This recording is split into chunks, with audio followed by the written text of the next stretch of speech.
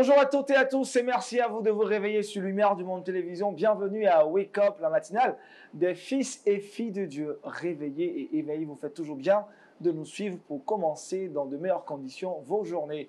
Docteur Jonathan Berceau, shalom. Bon matin. Vous allez bien? Ça va très bien. Gloire à Jésus-Christ. Notre invité du jour, Cédric Josué, bonjour. Bonjour Aniel. On va bien? Je vais super bien. C'est quoi ta routine du matin dès que tu te réveilles? D'abord, il faut prier. Prier. Et après, il faut écouter de la musique.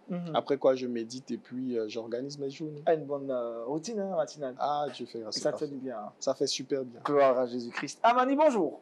Bonjour Aniel. On va bien, hein? Dieu fait grâce, tout va bien. Gloire à Jésus-Christ. Kate, la seule dame sur ce plateau, bonjour. Bonjour. T'as pas intimidé un valaisan? Ah non, non, ça je va, suis hein? une femme vraiment super indépendante. J'ai ma place. Alors, dis-nous de quoi est-ce que tu parleras aujourd'hui dans le Trickbox? Alors aujourd'hui, dans le Trickbox, on parlera du soleil. Je vais partager avec vous 3 choses que vous devez savoir sur le soleil. Intéressant ça, intéressant. Amani et toi? Les bienfaits de l'Éternel se renouvellent chaque matin. Nous parlerons là de miracle d'une jeune fille qui a survécu après un terrible accident. Nous allons en parler. Et dans le saviez-vous, nous allons donner la définition de certaines appellations de Dieu en hébreu, mais aujourd'hui nous allons définir en français. En français. Et justement, hein, quand docteur Jonathan Berceau est là, il faut être prudent. Voilà. Il faut de bonnes recherches surtout. Hein. Avec Cédric Josué, être entrepreneur performant dans un milieu hostile. C'est le thème du jour. Exactement. Parce qu'il y a plein de personnes qui disent qu'il est très difficile de réussir en Afrique. Pourquoi? Parce qu'il a des difficultés qu'ils ne peuvent pas surmonter. Il faut donc montrer des stratégies qui permettront à ces personnes-là de pouvoir réussir, peu importe l'endroit où elles se trouvent en Afrique. Parce que certaines personnes, peut-être, trouvent que l'Afrique est un endroit hostile et qu'il y a peut-être des opportunités mieux ailleurs. Il faut leur faire comprendre qu'on peut réussir dans un endroit hostile. Même quand le milieu est compliqué, difficile. Exactement. C'est toujours possible. C'est possible. Oh, c'est un message qui nous fera beaucoup de bien. Pasteur Maïso, avec vous le thème, la joie de ton pasteur. Ah, là, c'est intéressant. On va y aller dans Méditons ensemble. Allez-y, pasteur. L'auteur de l'Épître aux Hébreux nous donne une recommandation un peu particulière, du moins si on y porte attention. Regardez, ça se trouve dans Hébreux, chapitre 13, verset 17. Il dit « Obéissez à vos conducteurs ». Bon, jusque-là, on comprend, il parle d'obéissance. « Obéissez à vos conducteurs, ayez pour eux de la déférence, c'est-à-dire du respect, ayez du respect pour eux. » Et il explique « Car ils veillent sur vos âmes », donc vos conducteurs spirituels veillent sur vous, ils veillent sur vos âmes, dont ils devront rendre des comptes. À un moment donné, on comprend que les pasteurs, les conducteurs spirituels vont rendre des comptes à Dieu sur les âmes que le Seigneur leur a confiées. Et il dit qu'il en soit ainsi, afin qu'ils le fassent avec joie. Et l'auteur de l'Épître aux Hébreux ici insiste sur l'importance que les conducteurs spirituels servent avec joie, qu'ils le fassent avec joie et non en gémissant, ce qui ne vous serait d'aucun avantage. Et ce qu'il est en train de dire, c'est que si le pasteur, si l'homme de Dieu, si le conducteur spirituel, est là en train d'œuvrer en gémissant, en se plaignant, avec contrainte et en disant c'est difficile, ils sont pénibles, j'arrive pas à les supporter, l'auteur de l'Épître aux Hébreux dit c'est pas à votre avantage. Vous avez tout à gagner à ce que votre conducteur spirituel serve et dirige avec joie, parce que c'est à votre avantage. Mais pour cela, que faut-il faire? L'auteur de l'Épître aux Hébreux dit obéissez à vos conducteurs spirituels, ayez pour eux de la déférence. L'apôtre Paul disait la même chose aux Thessaloniciens, par exemple. L'apôtre Paul disait aux Thessaloniciens, nous vous prions, frères, d'avoir de la considération pour ceux qui travaillent parmi vous, qui vous dirigent dans le Seigneur, qui vous exhortent. Ayez pour eux beaucoup d'affection à cause de leur œuvre, soyez en paix entre vous. Et c'est important de considérer ici que, nous faisons partie d'une même famille, nous avons chacun des responsabilités différentes. À certains est donné un ministère, à d'autres est donné un autre ministère. Et le Seigneur a confié à quelques-uns la responsabilité de veiller sur le troupeau. Un petit peu quand Jésus, par exemple, a dit à Pierre, paie mes brebis. prends soin de mes brebis, paie mes agneaux, prends soin de mes agneaux, veille sur le troupeau. Et l'apôtre Paul va prendre ça très à cœur, puisque lui-même, après, lorsqu'il va écrire dans les épîtres, il a écrit 2 épîtres, il va amener un angle particulier sur le berger qui doit prendre soin du troupeau, non pas comme un mercenaire, mais prendre soin du troupeau et répondre à l'appel que Dieu a donné sur sa vie. Mais aux Hébreux, et c'est le point de la méditation ce matin, d'insister sur le fait que est-ce que vous aidez votre pasteur ou est-ce que vous lui mettez des bâtons dans les roues? Est-ce que vous êtes là avec déférence, avec respect, avec affection? L'affection, c'est quand même un terme important. Est-ce que vous êtes là avec affection ou alors est-ce que vous lui rendez la tâche plus difficile? Est-ce que vous lui rendez la tâche facile, vous allégez la tâche? Mieux encore, vous réjouissez son cœur et qu'il sert avec joie. Il est content de dire « Je suis content que ce frère-là, il soit dans mon église. Je suis content que cette sœur-là, elle soit dans mon église. » Ou alors, vous êtes le caillou dans la chaussure ou l'épine. Il y en a qui disent « Je suis l'épine sanctifiante ». Je ne sais pas trop si c'est une bonne chose que d'avoir ce titre. Est-ce que vous rendez la tâche plus facile ou plus difficile? Et l'auteur de l'Épître aux Hébreux dit « Ce n'est pas à votre avantage de rendre la vie plus compliquée à votre pasteur. Ce n'est pas à votre avantage de lui rendre la vie plus pénible et son service plus pénible. Ce n'est, c'est les mots là qu'il utilise, ce qui ne vous serait d'aucun avantage. Vous avez tout à gagner à avoir un pasteur épanoui, un pasteur heureux, un pasteur rempli de joie, qui sert le Seigneur avec joie dans l'église où il l'a placé, avec le troupeau qui lui a été confié, parce que vous avez participé à cette joie. À un moment donné, dans le livre de Néhémie, on retrouve ici le gouverneur Esdras, le sacrificateur, les Lévites, tout le monde qui sont là et qui vont parler bien de se réjouir, de servir Dieu. Le peuple pleurait parce qu'il y avait eu toutes sortes, il y avait un moment de repentance et tout, mais il y a une exhortation à la joie en disant « Allez, mangez, buvez, réjouissez-vous de ce jour, ne vous affligez pas, car la joie de l'Éternel sera votre force. » C'est un verset qu'on connaît bien dans Néhémie chapitre 8, verset 10, « Car la joie de l'Éternel sera votre force. » Et si on prend ça dans le contexte de l'Épître aux Hébreux que nous venons de lire, la joie de l'Éternel est la force de votre pasteur aussi. La joie de l'Éternel nous rend forts et nous permet d'accomplir, de faire des exploits et d'accomplir de plus grandes choses. Dans le psaume 34, au verset 6, il est dit « Quand on tourne les regards vers lui, on est rayonnant de joie et le visage ne se couvre pas de honte. » On a des fois tendance à croire que la joie, c'est superficiel, que la joie, il ne faut pas se réjouir, le pasteur doit être austère, le pasteur doit être sérieux, le pasteur doit être sévère. Non, non, le pasteur doit être aussi joyeux et servir avec joie, parce qu'il y a de la joie. Il y a de la joie quand on voit un troupeau qui prospère, qui grandit. Quand il y a une naissance, ça remplit de joie. Quand on voit un bébé qui est là, ça remplit de joie. C'est pareil dans un troupeau. Quand le troupeau enfante, quand il y a de nouvelles âmes, quand il y a des conversions, quand il y a un troupeau qui grandit, et des nouvelles brebis, des nouvelles âmes qui sont là, ça donne de la joie au pasteur. Mais vous, est-ce que vous avez contribué à cette joie-là? Et l'auteur de l'Épître aux Hébreux dit, c'est votre responsabilité. Pas d'amener de la tristesse, de l'amertume, de l'agacement, de rendre les choses pénibles, mais de participer à la joie de votre pasteur. Et notez bien, c'est tout à votre avantage. Vous n'avez rien à gagner à être là comme acariate et dans l'amertume, mais au contraire, soyez de ceux qui permettent au pasteur de se réjouir, parce que dans la joie, il sera plus fort. La joie de l'Éternel sera sa force. Il accomplira son ministère avec assurance et pourra faire davantage que si on met des bâtons dans les roues. Bon, j'ai beaucoup insisté, j'ai l'impression d'avoir tourné en rond un petit peu ici ce matin, mais c'est parce que je veux que les choses soient claires. Je ne dis pas 36 choses, je reste sur une seule chose. Obéissez à vos conducteurs spirituels, ayez de la déférence pour eux, soutenez-les. Ne soyez pas de ceux qui vont à contre-courant et qui mettent des bâtons dans les roues, mais soutenez-les, encouragez-les, réjouissez leur cœur, qu'ils soient fiers de vous. Vous savez, c'est bénissant de voir l'apôtre Paul dire à plusieurs églises, « Je suis fier de vous ». Est-ce que votre pasteur peut vous dire, « Je suis fier de toi ».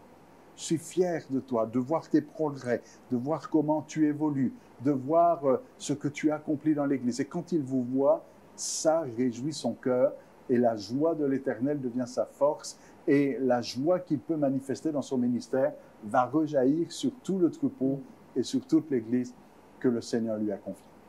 Amen, amen, amen. Merci beaucoup, pasteur Berceau. Nous allons tous chercher à rendre nos pasteurs très heureux. Hein. C'est quelque chose d'important. Hein, c'est très important parce que déjà, moi, ce que j'apprécie énormément, c'est que ça surgit dans n'importe quel secteur. C'est-à-dire dans l'Église, mais même moi, par exemple, je suis entrepreneur. Dans le secteur entrepreneurial, lorsqu'on a un collaborateur qui est un salarié, qui fait correctement son travail, qui est toujours là pour les autres, ça réjouit le cœur véritablement du patron et ça permet véritablement au patron de peut-être avoir des largesses pour vous, mais déjà de pouvoir faire avancer l'entreprise beaucoup plus facilement. Et c'est pareil pour l'Église. Lorsqu'on a un serviteur de Dieu qui a des collaborateurs, des membres qui sont attachés à la parole et attachés à ses commandements et aussi qui suivent les instructions qu'il leur donne véritablement, je pense que c'est qu'une joie pour tout le monde et que Dieu est véritablement content. Kate, question un additif. Qu'est-ce que tu as compris, ce que tu as retenu? Déjà tout dit. Ce que je comprends, c'est qu'il faut également veiller au frigo du pasteur. Il faut veiller à sa maison. Est-ce que le pasteur a de quoi manger? Parce que généralement, le pasteur, il vient, il est bien vêtu, il prie pour nous. Et on ne se soucie pas, est-ce qu'il a même le transport pour venir à l'église? Est-ce que chez lui à la maison, tout va bien? Nous ne prions pas pour nos pasteurs, mais généralement, on demande toujours la prière du pasteur. Donc vraiment, ça nous interpelle, nous qui ne le faisions pas auparavant, de vraiment penser à avoir ce regard-là pour les différents pasteurs que nous avons dans nos églises. C'est ça l'affection, hein? Très, très affectif. Amoni? C'est une question. Hein. Vas-y. Est-ce que, par rapport à cela, est-ce qu'il faut dire aux chrétiens qu'il doit totalement s'oublier et de penser d'être focus sur son pasteur, parler sur sa tenue vestimentaire, l'habiller, le nourrir? Est-ce qu'il faille que le chrétien porte tous ses regards sur le pasteur? Non, on n'est pas ici dans le domaine matériel. Hein. Il ne s'agit pas de dire... comment dire? Si le pasteur se réjouit seulement parce que vous lui mettez quelque chose dans le frigo, il a un problème. La plus grande joie du pasteur, c'est de voir les chrétiens grandir spirituellement, aller de l'avant, remporter des victoires. De la même manière, quand un papa, des fois on appelle le pasteur papa, hein, dans certaines cultures. Mais quand un papa voit son enfant qui fait un exploit sportif, qui réussit à l'école, ça le réjouit. Et de la même manière, ce qui va réjouir le cœur du pasteur, c'est de voir les chrétiens aller de l'avant, remporter des victoires spirituelles, progresser. C'est pas juste réjouir parce qu'ils vont m'apporter quelque chose. Mais le pasteur, le mot-clé ici, c'est l'égoïsme. Hein.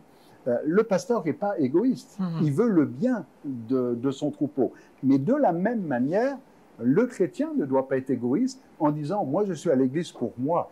Ce que les Canadiens vont dire « I, me, myself », c'est que moi et moi. Tout tourner un petit peu sur l'ego, avoir un égocentrisme ici. Mais c'est de dire « bon, je suis là, on est une famille, je pense beaucoup à moi, mais est-ce que je pense à lui aussi ?» Et c'est avoir cet équilibre ici. Voilà qui est bien clair. Hein. Donc, pas que le matériel, mais il faut aller au-delà du matériel. Et finalement, pasteur, c'est quoi l'avantage pour le chrétien de voir son pasteur heureux? Un pasteur heureux va bénir son troupeau. OK. Si le pasteur est celui qui nourrit, par exemple, s'il nourrit, mais il n'aime pas faire la cuisine, là, et puis il va vous faire des plats qui ne sont pas bons, vous n'avez rien à gagner. Mais s'il est content de cuisiner, puis il va faire un peu plus, et puis il va vous donner des bons plats, vous allez être béni. Et c'est la même chose dans la prédication. Le pasteur est dans la prière, et dans son service, et dans son ministère. Le pasteur qui a de la joie, eh bien, il va donner davantage et il va vous bénir, et il va vous encourager, il va vous stimuler encore plus que s'il le fait à contre-cœur ou parce que, bon, il arrive là en disant « Ah !» Un peu comme Jésus qui dit à ses disciples « Jusqu'à quand vous supporterai-je » Si le pasteur arrive le dimanche matin en disant « Il faut que je supporte encore cette bande pénible », bon, je ne suis pas sûr que la prédication va être bonne. Hein? Mais s'il vient en étant content de vous voir, disant « Ça me fait plaisir de vous voir » et qu'il y a de l'amour, de la tendresse et de la joie, eh bien, vous avez tout à gagner. Yes. Vous allez prier pour nous ce matin, prier pour nos amis qui nous suivent, que Dieu nous aide à pouvoir faire la joie de nos pasteurs. Seigneur, tu nous parles ce matin, et si ce verset est ressorti, c'est parce qu'il parle à plusieurs en particulier.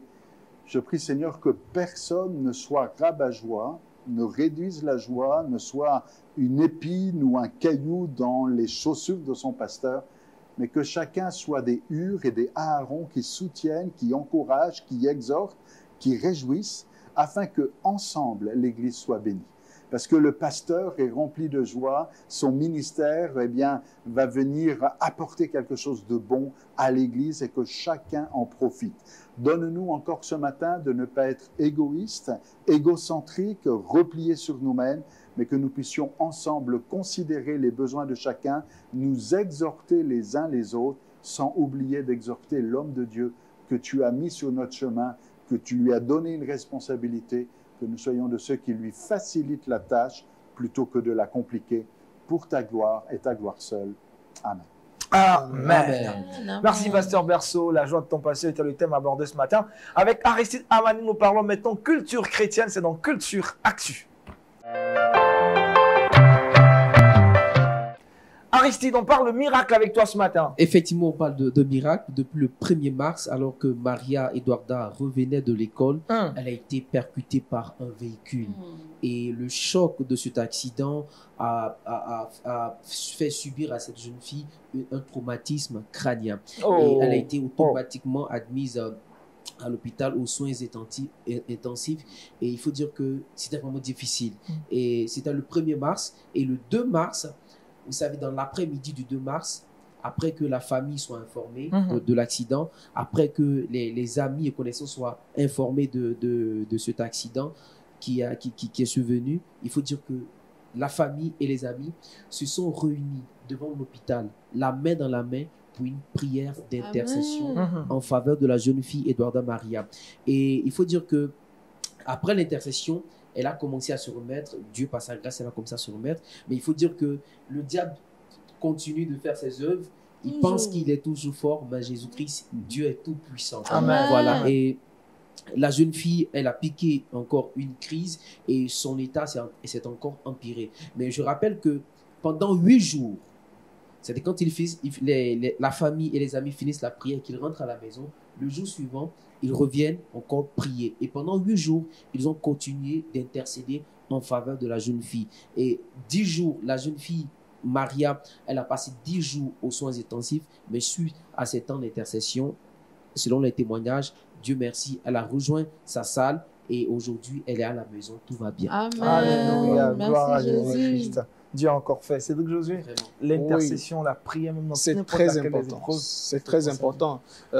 Moi, j'ai vécu ça. Je pense que j'ai eu un accident le 28 octobre 2022. 2022. Où mon véhicule a été broyé complètement. Et j'ai rien eu. Donc, je suis sorti idem. Je suis sorti, les gens ne croyaient pas. On disait non, Cédric, il faudrait qu'on t'envoie à l'hôpital. Je suis parti. Il y a eu des vérifications. J'avais rien. Rien du tout. Et Gloire à tout le monde a Jésus. été stupéfait. Mais moi, je sais que j'ai une personne particulière. Yes. Ah oui, celui qui est en moi est plus grand que celui qui est dans le monde. Yes. Donc, je suis Amen. sorti victorieux par la grâce de Dieu et je suis content de voir ce genre de choses. Et ça pousse en fait davantage à croire au Seigneur Jésus, à croire en sa puissance et à croire qu'il est capable de plusieurs choses. Et je bénis le nom du Seigneur pour la vie de la sœur et pour sa famille aussi. Amen. C'est le grand frère d'Eduardo, hein, c'est ça, Eduarda. Oui, voilà, Marie et Eduarda. Eduarda. Pasteur, Dieu est fidèle. Cette histoire nous parle de persévérance. Persévérance. Parce que là, il y a une situation tragique qui se passe. Cette jeune fille est entre la vie et la mort. Et c'est vraiment ça, hein, prendre l'expression au pied de la lettre, entre la vie et la mort. Ça veut dire qu'elle n'est pas morte, mais la vie est en train de partir. Et là, on est dans une situation critique où ça peut basculer d'un côté ou de l'autre. Mais ce qui fait la différence, c'est la prière. La prière. C'est l'intercession. S'il n'y a pas la prière, s'il n'y a pas l'intercession, c'est la mort qui peut l'emporter. Mais parce qu'il y a la prière et l'intercession, eh bien, c'est la vie qui a remporté. Mais il y a trop des fois de chrétiens qui baissent les bras et qui disent « Ah, ben ça y est, c'est fini, c'est trop tard, elle est en train de mourir. Et on est déjà en train de commencer à pleurer. Mais elle n'est pas morte. Elle est entre la vie et la mort. Et il faut ici se battre. Et il faut se battre, combattre. Et c'est ça l'intercession, c'est de dire on ne veut pas laisser la mort gagner, mais on veut combattre, on veut persévérer. Même sa situation a empiré à un moment donné, après la prière. mais on continue, on persévère et on persévère. Et finalement, c'est la victoire qui est là. Mais s'il n'y avait pas eu des hommes et des femmes de Dieu qui persévèrent, l'histoire n'aurait pas fini de la même manière. Et dans votre situation, je ne sais pas où vous êtes et si vous vivez une situation entre la vie et la mort, mais persévère, parce que c'est avec la persévérance et l'intercession qu'on voit la victoire. Amen. Merci, pasteur. Amani, autre chose à savoir? Non, juste encourager, comme le pasteur l'a dit, encourager les frères à persévérer dans la prière. Il ne faut pas qu'on soit affolé lorsqu'il y a une difficulté, mais il faut savoir que le remède idoine pour le chrétien, c'est le Seigneur Jésus-Christ. Et tout est possible à celui qui croit. Tout est possible à celui qui croit. Merci en tout cas pour ce miracle qui nous booste ce matin, qui nous fortifie énormément. On poursuit cette émission. Maintenant, notre entretien avec notre invité du jour dans l'invité du Wake Up.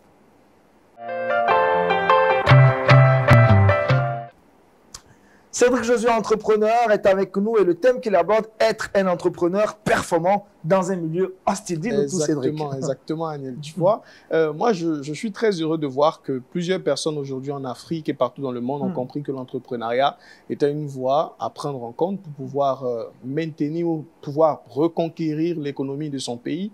Parce qu'on sait tous que l'économie d'un pays est basée à plus de 95% sur le secteur privé. Et le secteur privé vient de l'entrepreneuriat. Et aujourd'hui, plus particulièrement en Afrique, aujourd'hui plus particulièrement dans des pays, on voit la jeunesse s'y adonner. Par contre, on trouve aussi des personnes qui disent ou qui prétendent être dans des endroits assez hostiles, assez difficiles, qui les empêcheraient véritablement de pouvoir réussir dans leurs différentes activités. Alors aujourd'hui, je me propose très aisément de pouvoir parler de ce thème-là, être un entrepreneur performant dans un milieu hostile. Pourquoi est-ce que j'ai le plaisir d'en parler? Parce que moi aussi, j'ai débuté pas étant d'une famille pauvre, mais parce qu'on a des parents qui se sont débrouillés, qui ont permis qu'on puisse faire des cours. Mais après, c'était aussi assez moyen. Donc, il n'y avait pas certaines opportunités comme certaines personnes pourraient le croire. Et aujourd'hui, il faudrait que les gens sachent, ou que toute personne qui veut se lancer dans l'entrepreneuriat sache une chose. La terre n'est pas le ciel. La terre n'est pas le ciel. La Bible dit dans Apocalypse 12, verset 12, « C'est pourquoi réjouissez-vous, cieux, et vous qui habitez dans les cieux. Malheur à la terre et à la mer, car le diable est descendu vers vous, animé d'une grande colère, sachant qu'il a peu de temps. » Il faut donc comprendre qu'il n'y a pas d'endroit beaucoup plus favorisant qu'un certain autre endroit.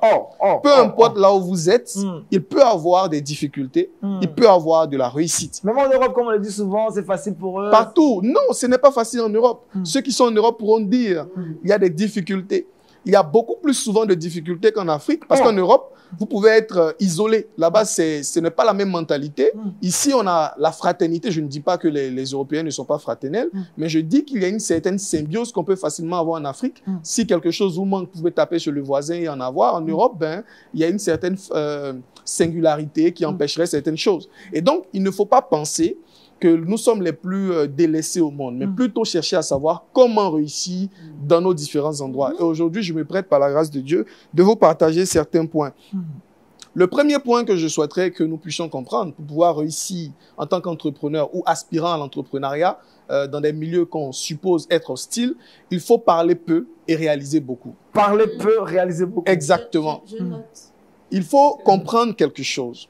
Plus vous parlez, moins vous avez du temps pour passer à l'action.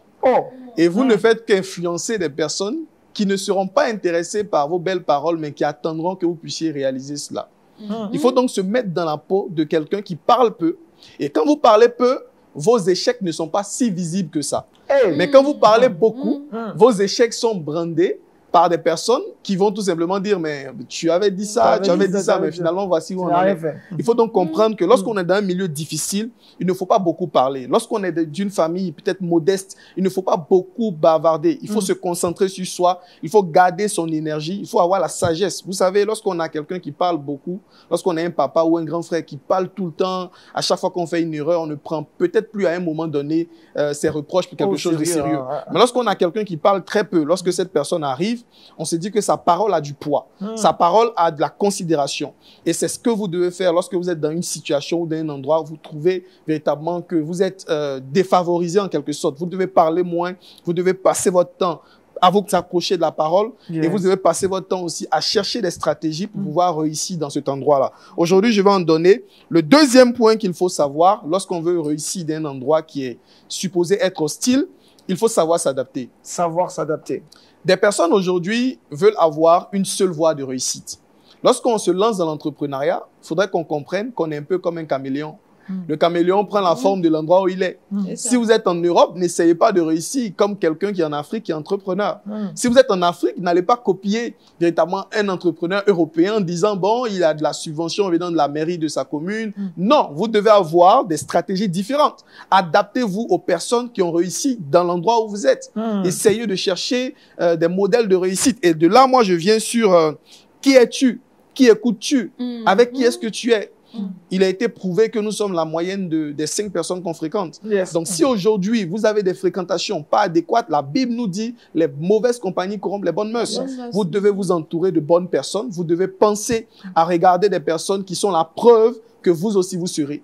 Des personnes qui aujourd'hui sont la preuve que vous aussi vous serez. Ça veut dire que des personnes qui par le passé n'étaient pas, ou peut-être étaient à votre situation actuelle, mais qui aujourd'hui sont à une situation que vous souhaitez être. Il faut donc prendre le soin de rechercher ces personnes, prendre le soin de les côtoyer, prendre le soin de regarder dans son environnement. On a toujours un modèle de réussite. On a toujours une personne qui a réussi à passer de l'autre côté.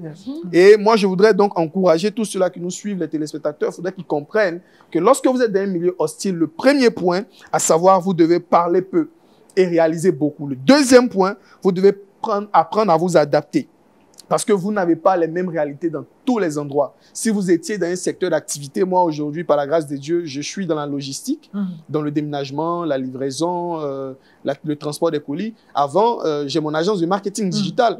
Mais c'est totalement différent. La communication est différente véritablement de la logistique. Aujourd'hui, au niveau de la logistique, on a des clients, le support client est assez difficile parce qu'on a des clients qui sont avec un tempérament un peu plus élevé.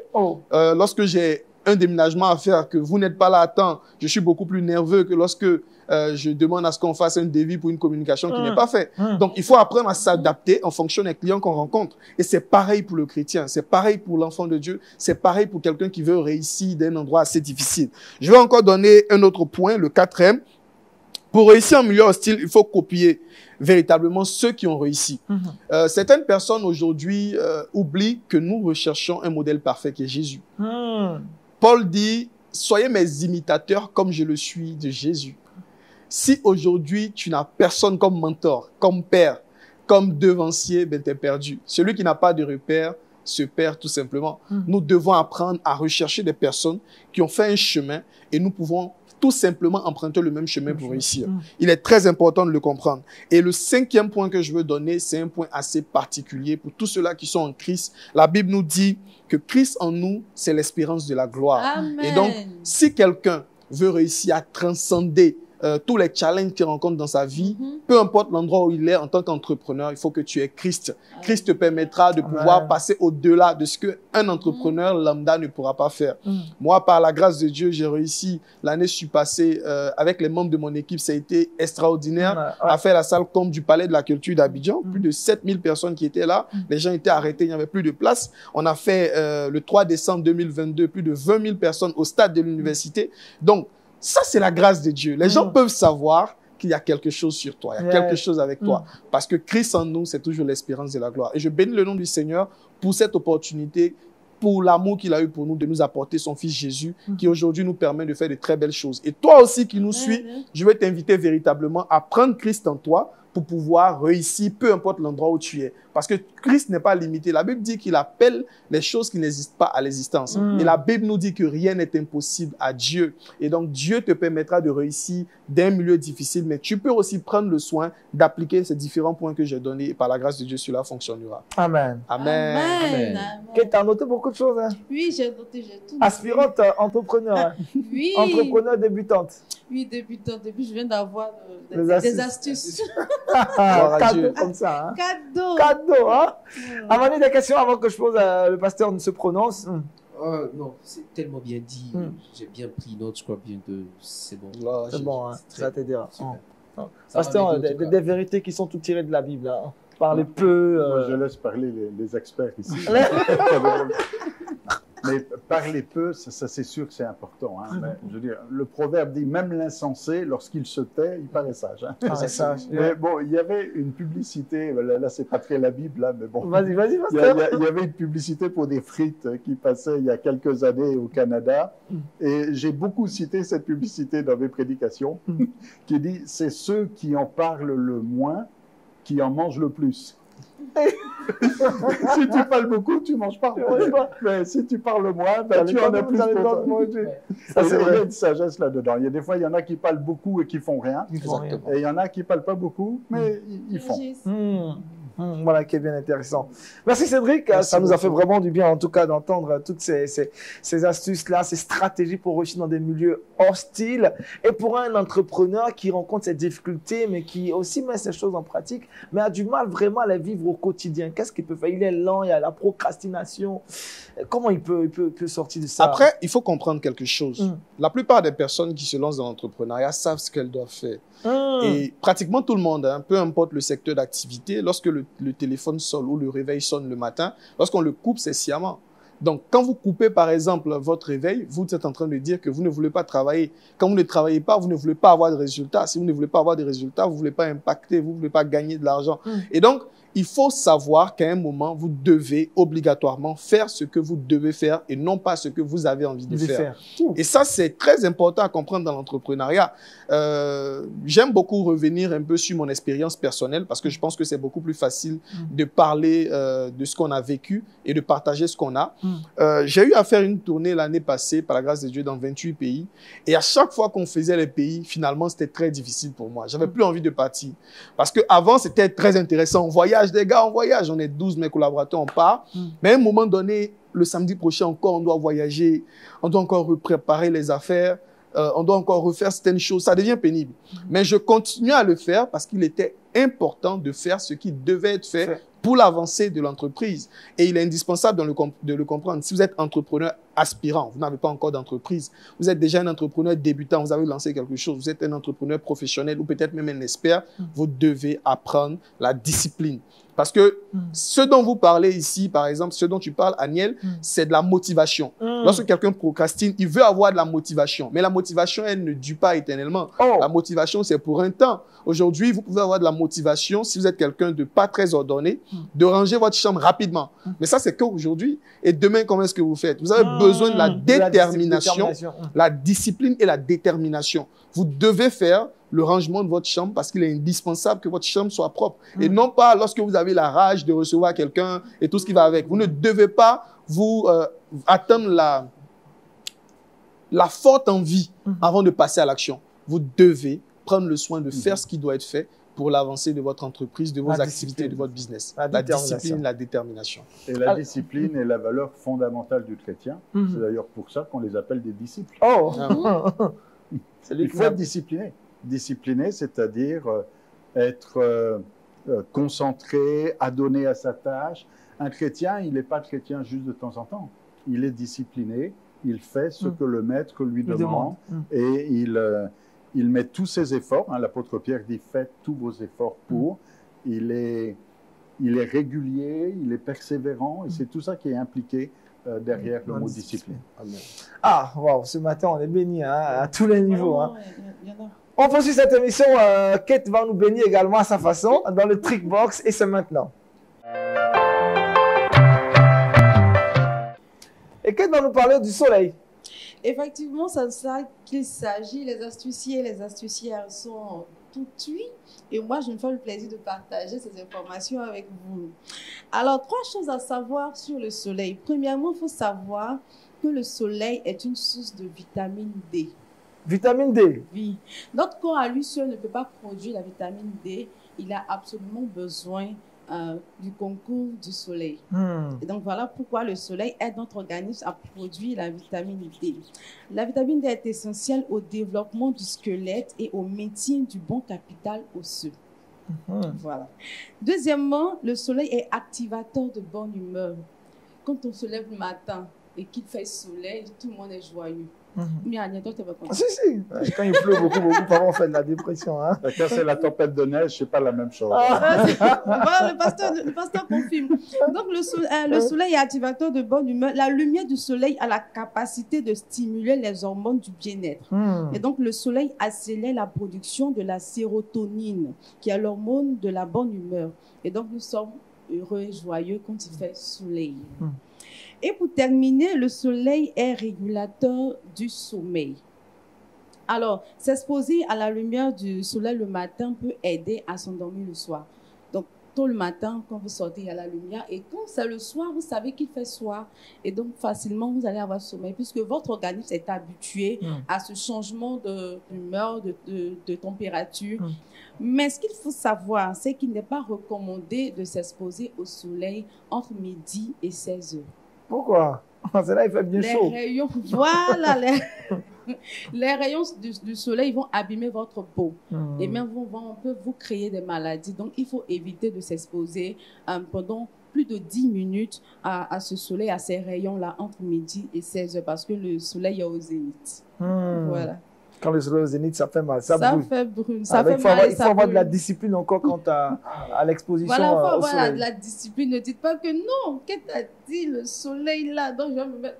je vais pas dire ça. Je veux dire, entre midi et 16 heures, il faut éviter de s'exposer plus de 10 minutes.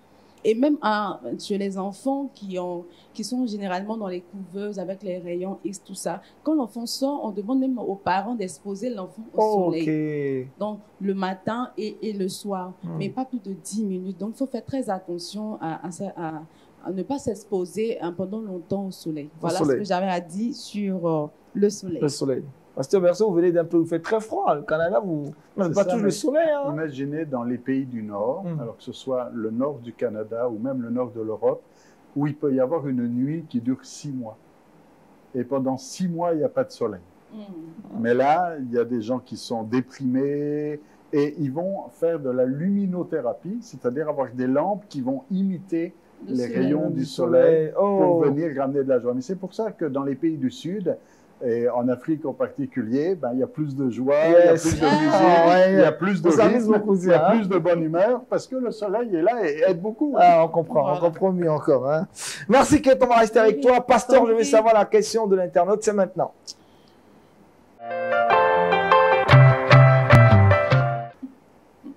Pasteur, je veux savoir, c'est une question d'une sœur qui nous a écrit depuis le Cameroun. Alors, je suis mariée devant Dieu depuis 25 ans. Mon mari et moi, malgré les soins et prières, n'avons pas pu avoir d'enfant. Je désire faire une conception in vitro. Je crains de pécher contre Dieu. Aidez-moi par vos conseils, s'il vous plaît. Avant l'avis du pasteur, on va prendre l'avis de Cédric. À chaud, là. Personnellement, je pense que je ne suis peut-être pas encore marié, mais je peux partager quelque chose d'assez particulier au travers de ce que nous avons déjà reçu aujourd'hui. La persévérance est importante. Je pense que nous avons déjà, la Bible dit, il n'y a rien de nouveau sous le soleil. La Bible est déjà ce qui était, ce qui est et ce qui sera. Parce que la Bible, la parole de Dieu, c'est Jésus. Et Jésus, il n'a pas de temps. Il n'est pas contraint par le temps. Et donc, dans la parole de Dieu, avec Abraham, on a eu Sarai, qui est devenue Sarah par après, qui était aussi stérile. Je ne dis pas que la dame est stérile, mais là, on constate qu'il y a véritablement une difficulté, que ce soit chez la dame ou chez l'homme. Mais comme elle parle ici de faire une fécondation in vitro, ça veut dire peut-être que c'est l'homme qui a un problème. Mais moi, je pense que Dieu n'est pas limité. Et il faut aussi utiliser, Dieu donne la sagesse de la science pour pouvoir aussi résoudre des difficultés difficultés. Donc, s'il y a possibilité de pouvoir avoir un enfant par ce moyen que le mari est pour, il n'y a pas véritablement d'obstacle à le faire. Mais après, il faudrait toujours continuer à prier et ne pas baser, en fait, c'est ça le plus pour moi, et c'est par là que je vais terminer. Il ne faut pas baser sa joie sur ce que Dieu nous donne. Il faut baser sa joie sur la personne de Jésus-Christ. Et là, je pense qu'il y a eu un bobo parce que on attend un enfant et on se dit c'est ça qui nous donnera la joie. Il y a des personnes qui en ont 5, 6, mais aujourd'hui qui n'ont pas la joie, qui n'ont pas un mari. Il y a des gens qui ont perdu même leur mari. Donc, on doit se contenter de ce qu'on a, mais aussi continuer à prier parce que Dieu continue. La Bible dit il fait toutes choses bonnes en son temps. Et donc, il permettra certainement, soit par la science, mais pas un moyen à la dame de pouvoir avoir un enfant. Amen. Pasteur? Le frère a dit beaucoup de choses intéressantes. La question, c'est pour le pasteur. pasteur. Le pasteur, on a laissé ton pasteur de réfléchir. Qu'à un moment donné, l'apôtre Paul a entendu cette parole de la part de Dieu, ma grâce te suffit. Et de dire, bon, la vie que nous avons en Dieu, c'est ça qui est le plus important. C'est le plus important. Maintenant, le reste, évidemment, il y a de la joie à être une mère, avoir un enfant et de pouvoir élever un enfant. Et on ne veut pas diminuer toute la tristesse et la peine qu'un couple peut avoir en ne pouvant pas procréer. Maintenant, la question ici est une question de culpabilité, puisqu'elle dit « je ne veux pas pécher ou faire le mal ». Et c'est là le point qui est important, parce que la culpabilité va dépendre des gens, des personnes. Certaines personnes ne vont pas se sentir coupables et vont dire ben, on fait appel à la médecine pour d'autres affaires. Il y en a qui ont un problème de rein, ils vont se faire greffer un rein. Et d'autres vont avoir un problème et vont avoir une opération chirurgicale pour régler le problème. Et la médecine aide en fait à faire des choses que naturellement nous ne sommes pas capables. Et dans ce sens-là, on parle ici de conception où c'est le même père, c'est la même mère. C'est juste ici pour faire la fécondation qui après elle va porter son enfant. On ne parle pas ici de faire porter l'enfant par quelqu'un d'autre. Donc c'est juste assister un processus naturel, ce que la médecine fait dans bien d'autres cas et d'autres sujets. Certaines personnes n'auront aucun problème à le faire et on n'est pas là pour les condamner et on ne va pas les condamner. Mais si quelqu'un se sent coupable à le faire, dans ce sens-là, je dirais, il ne faut pas le faire. Parce que si ce n'est pas le fruit d'une conviction, si au fond d'elle-même, la sœur se dit « mais moi, j'ai un malaise avec ça », s'il y a un malaise, ne le fais pas. Il faut être en paix. Certains vont le faire et n'ont pas de malaise et Dieu les bénit. D'autres ont un malaise et se diront non, mais moi, dans ma situation, peut-être il y a un malaise parce que le Seigneur a mieux ou veut faire différemment. Comme dit le frère, peut-être il y a quelque chose qui va se débloquer. Mais en tout cas, c'est important de suivre son cœur et comment le Seigneur dépose. La paix est l'élément clé. Il faut être en paix. Si on n'est pas en paix, ça veut dire qu'il y a un feu rouge quelque part. C'est bien, hein? La réponse est bien. Il y a des très bonnes réponses. Tout ce qui n'est pas fruit de conviction est péché. Pasteur l'a dit. On termine cette émission avec Aristide Armani dans le Saviez-vous?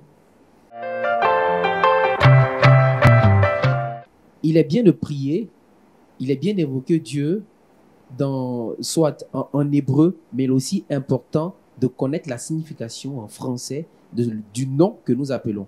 Parce que plusieurs prient, mais ont une ignorance parfaite de la signification véritable de ce nom. Donc, je voudrais partager avec vous 2 noms, en hébreu, de Dieu, avec leur appellation, les significations en français. Et le premier nom, avec plus de précision, parce que mon maître est là. Voilà. Le premier nom, c'est El Olam. El Olam, qui veut dire Dieu d'éternité. Et nous pouvons voir cela dans le livre des Psaumes, Psaume chapitre 90, à partir du verset 13. Donc, Dieu d'éternité, pour dire que Dieu, il est le créateur incréé, il n'a pas de commencement, il n'a pas de fin. Donc, il est le Dieu d'éternité. Et le deuxième nom que je voudrais partager avec vous, c'est El Elyon, qui veut dire Dieu très haut. Donc, en toutes circonstances, lorsque nous traversons des moments difficiles, il faut voir Dieu très haut. Il faut voir Dieu au-dessus des circonstances que nous traversons. Et nous pouvons voir Dieu très haut dans le livre de Deutéronome, chapitre 26, verset 19. Daniel. Voilà qui est bien clair. Pasteur? Agnès, on va profiter pour faire un coucou au groupe musical de l'MTV. Or Olam, c'est Ah, ça. ouais, c'est ça. Voilà, Olam, Voilà, qui veut dire lumière du monde. Hein. voilà, envie de donner cette bénédiction qui est dite en hébreu, Yebaker Adonai Otra. Tu parles bien l'hébreu. Amen. Ta langue tourne bien. Faut répondre ça. Ta langue tourne bien. Yebaker Adonai Otra. Otra. Amen, amen.